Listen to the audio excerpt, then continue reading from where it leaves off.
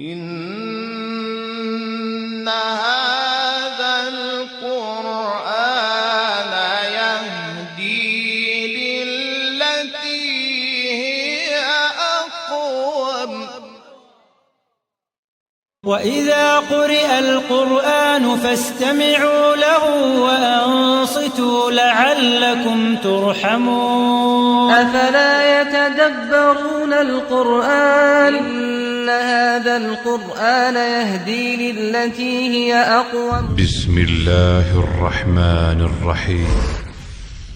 به نام الله بخشنده مهربان.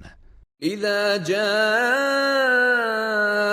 نصر الله والفتح ای پیامبر، هنگامی که یاری الله و پیروزی فرا رسد ورأيت الناس يدخلون في دين الله أفواجا و مردم را ببینی که گروه گروه در دین الله داخل می شوند، فسبح بحمد ربك واستغفر إنه كان توابا پس به ستایش پروردگارت تسبیح گوی و از او آمرزش بخواه، همانا او بسیار توبه پذیر است.